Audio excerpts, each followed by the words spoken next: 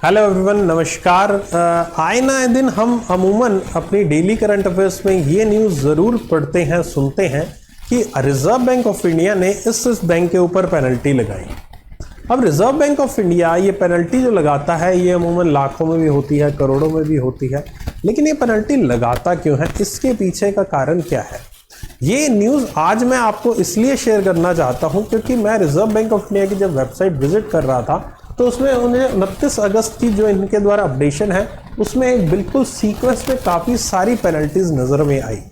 पहले अमूमन क्या होता था, रिजर्व बैंक ऑफ इंडिया बहुत कम पेनल्टीज लगाता था या न्यूज़ बहुत कम आती थी तो वो न्यूज़ एक हाईलाइटेड बन जाती थी, हाईलाइट बन जाती थी और काफ़ी चर्चा में रहती थी। अब जबकि reserve bank of India daily basis पर किसी ना किसी बैंक पे पेनल्टी लगा रहा है तो एग्जाम के पॉइंट ऑफ से इतनी ज़्यादा रेलेवेंस हमें दिखती नहीं है क्योंकि कितनी आप याद कर पाओगे। ठीक है, तो अभी फिलहाल जो पॉइंट है मेरा इस वीडियो को बनाने का वो क्या है, ये रिजर्व बैंक ऑफ इंडिया इतनी पेनल्टी लगा क्यों रहा है, क्या रीज़न क्या होता है। देखो, रिजर्व बैंक ऑफ इंडिया हमारे जो बैंकिंग इंडस्ट्री का रेगुलेटर है, यानी कि जो भी इसमें बैंकिंग इंडस्ट्री में हमारे जो भी पॉलिसीज जारी की जाती हैं उनका जो बेस है वो reserve bank of India create करता है। Reserve bank of India base बनाता है, उसके ऊपर ही ये बैंकिंग इंडस्ट्री हमारी खड़ी है।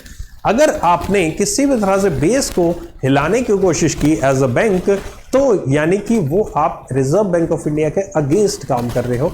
रिजर्व बैंक ऑफ इंडिया आए ना आए दिन अपने कुछ मास्टर डायरेक्शंस, मास्टर सर्कुलर जारी करता है बैंक की हर एक फंक्शन से रिलेटेड, और इन्हीं फंक्शन से रिलेटेड जो सर्कुलर आते हैं उन्हीं के ऊपर सभी के सभी बैंक्स को अपनी पॉलिसीज यहाँ पर बनानी पड़ती है और उन्हीं के अनुसार आपका काम करना पड़ता है। अगर इन पॉलिसीज के अगेंस्ट कोई भी काम करेंगे, it just like rules and regulation. अगर आप स्कूल में होते थे तो स्कूल के कुछ रूल्स आपको फॉलो करने होते थे, कॉलेज में होते थे कुछ रूल्स फॉलो करने हैं, अगर नहीं फॉलो करते तो कुछ पनिशमेंट मिलती थी। तो इस वक्त यहाँ पर रिजर्व बैंक ऑफ इंडिया ऐसा पनिशमेंट कोई मुर्गा बनाने वाली तो दे नहीं सकता है, अमूमन वो नॉर्मली देता है जो कि मॉनेटरी पेनल्टी इंपोज करता है। एक दो ओपन करके आपको दिखा देता हूं रिजर्व बैंक ऑफ इंडिया ने क्या पेनल्टी लगाई है। पहली, Bharat heavy electrical employees cooperative bank जो है इसके ऊपर पेनल्टी लगाई। इसमें यह कहा गया है कि 10 लाख रुपए की पेनल्टी लगाई है। लिखा हुआ है फॉर नॉन एडहेरेंस वायलेशन और direction issued under exposure norms and statutory other restriction UCB. अब ये वायलेशन इन्होंने किया है आपका related to exposure norms. Exposure norms से संबंधित क्या वायलेशन है या फिर एक्सपोजर नॉर्म्स क्या है? एक्सपोजर नॉर्म्स है जितने भी बैंक्स हैं उन सभी बैंक्स की एक पर्टिकुलर कैपिटल होती है, पूंजी होती है कि जो उन्होंने उस बैंक को स्टार्ट करने के लिए अपना इन्वेस्टमेंट किया था। अब एक रूल है रिजर्व बैंक ऑफ इंडिया का जिसके अनुसार हर एक बैंक अपना एक पर्टिकुलर पर्सन को जो लोन देना है, चाहे वो प्रोप्राइटरशिप हो, कंपनी हो, पार्टनरशिप फॉर्म हो, एचयूएफ हो, तो उसको जो लोन दिया जाता है वो एक फिक्स परसेंटेज होती है कि आपकी जितनी कैपिटल है उस फिक्स परसेंटेज से ऊपर इस पर्टिकुलरली ऑर्गेनाइजेशन या इंडिविजुअल को आप लोन नहीं दे सकते हो, और इस चीज को हम एक्सपोजर नॉर्म्स कहते हैं।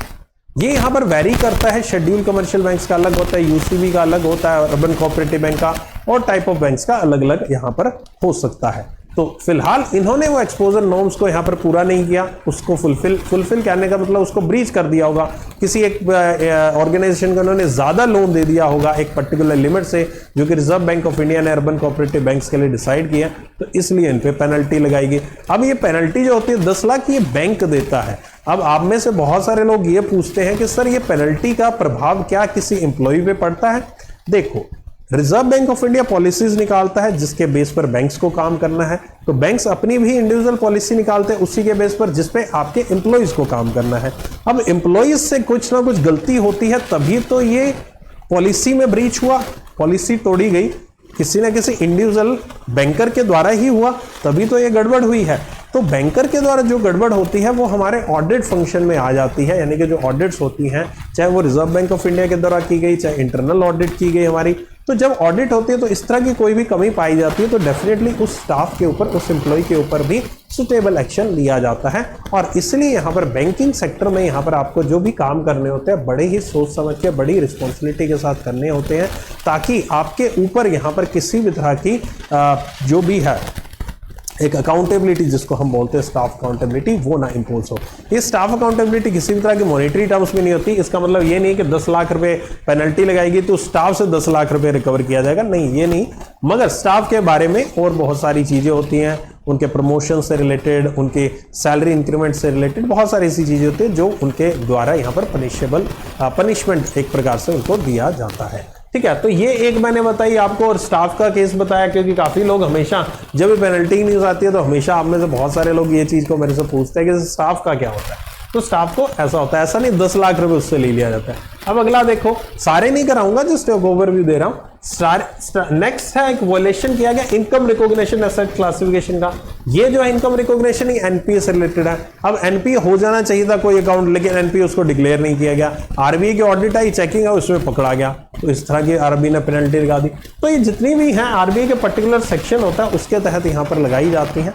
उम्मीद करता हूँ ये चीज़ आप समझ गए होंगे, और जो भी कंफ्यूजन होगा वो माइंड में आपके क्लियर हो गया होगा कि रिजर्व बैंक ऑफ इंडिया इस तरह की पेनल्टी क्यों इंपोज करता है। तो इसी तरह की वीडियोस के लिए मेरे साथ बने रहिएगा, टिके रहिएगा, और साथ ही साथ आपके लिए यहाँ पर अनअकैडमी पे 31 अगस्त तक यहाँ पर एक ऑफर है, यानी आज रात तक, जिसमें आपको एक्स्ट्रा 20% डिस्काउंट मिल रहा है, जो कि IBPS 20 कोड लगाकर आपको मिल जाएगा। इस कोड का इस्तेमाल करके आप एक्स्ट्रा 20% डिस्काउंट प्राप्त कर सकते हैं, अनअकैडमी सब्सक्रिप्शन परचेज कर सकते हैं, और अनअकैडमी सब्सक्रिप्शन लेने के बाद आप यहाँ पर अपनी तैयारी को बहुत ही अच्छी क्वालिटी की बना सकते हैं। Maths, reasoning, quant, general awareness मैं आपके लिए लेकर आ रहा हूँ। रिवीजन कोर्सेज चल रहे हैं, बैंकिंग अवेयरनेस चल रहा है, और ना जाने कितने कोर्सेज आपके अलग अलग टीचर्स यहाँ पर आपको करवा रहे हैं। तो जुड़िएगा, बनिएगा, नीचे डिस्क्रिप्शन लिंक है, क्लिक करके आज ही एनरोल कर लीजिए, ताकि आप कोई भी क्लासेस जो है वो मिस ना करें। कल से अपनी तैयारी को और बढ़िया तरीके से करें। आने वाले एग्ज़ाम बहुत सारे हैं, अगला 6 महीने एग्ज़ाम ही एग्ज़ाम है आपके, और बहुत ही जल्दी आपको और भी बहुत सारे नोटिफिकेशन देखने को मिलने वाले। Take care, bye bye, see you.